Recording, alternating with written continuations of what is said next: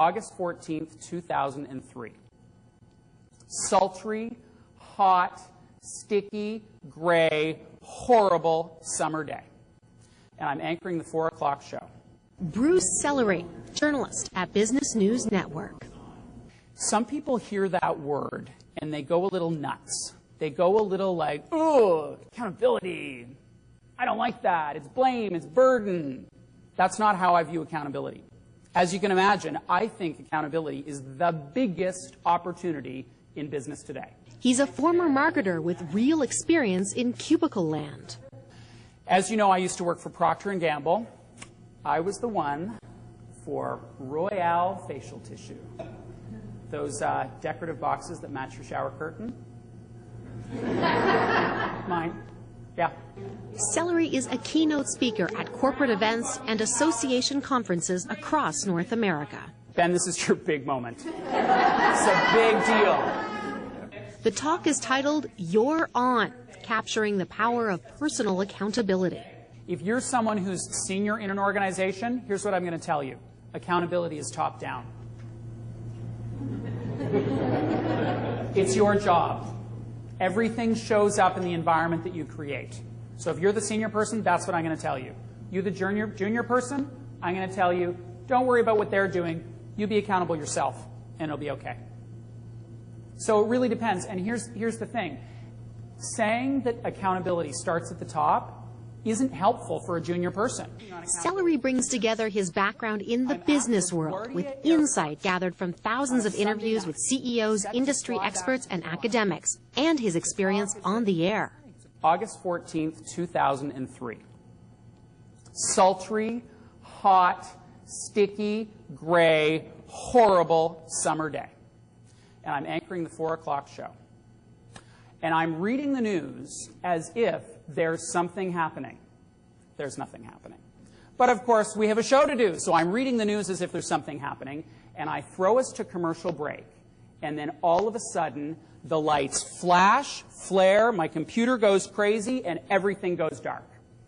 And I turn around, look in the newsroom, black everywhere. The blackout of 2003. So you might be thinking, well, I mean, great, go get a beer. No one else is working. We're a national news network. First of all, we're a national news network. We are on air from coast to coast. So a power failure is not likely occurring in Victoria. Second thing, it is 4:11. The stock market just closed. Our viewers want to know what happens to the cross-trading session on the TSX. This is relevant for them. Third, there are business implications for whatever it is that has occurred.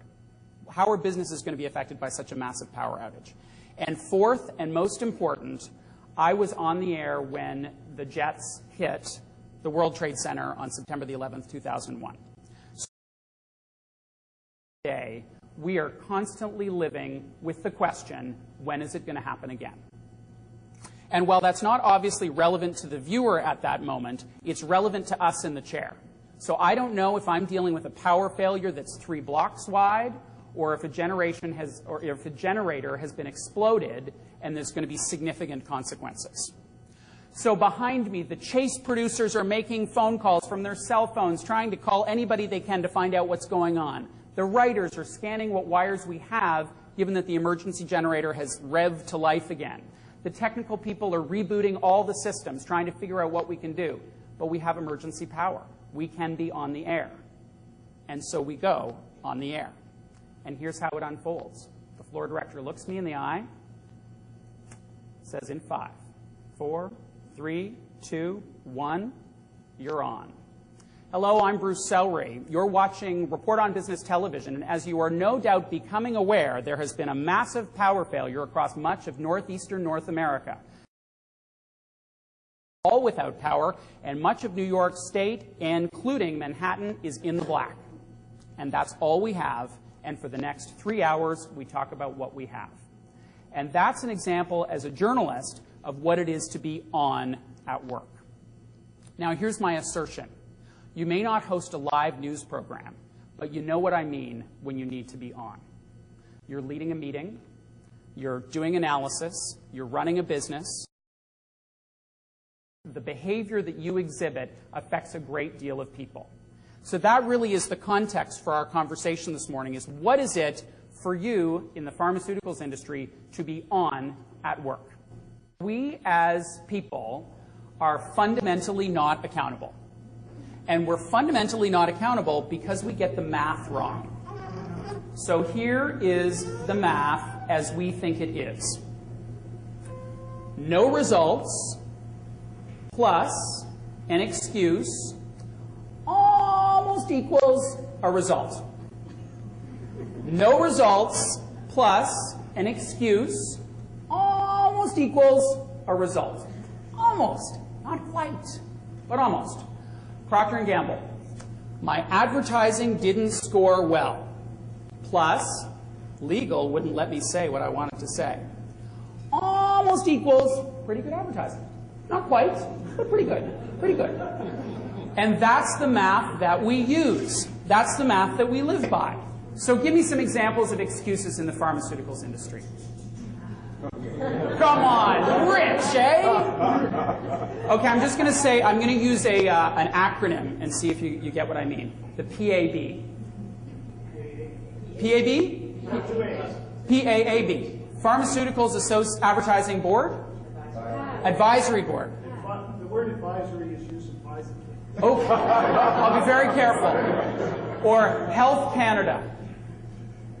Or the legal department. What are some other excuses? There was a lot of nods of recognition when I said excuses. What are some of the ones that you would hear? Budget. There's no money. We had the money, now there's no money. We can't market this without money. What else? Can't see the right doctors. Can't see the right doctors. Because they're too busy? Because they won't see us. They won't see us. The doctors won't see us. Very good. What else? I didn't know. I just really didn't know.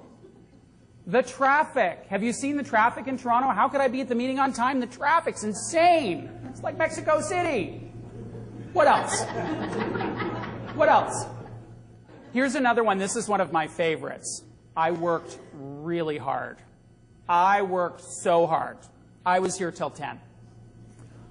I didn't deliver on the project. Plus, I was here till 10 o'clock. 10 o'clock. Almost equals the project was done in advance. So that's how we live. And I'm glad that there's some levity around it, because what I want you to make sure you take away is it's not that those circumstances don't exist. It's not that the budget isn't cut, or there isn't enough time, or that you didn't know, or that the email crashed. All that happens. It happens all the time. It's just we use those excuses to absolve ourselves from the results. That's what we do.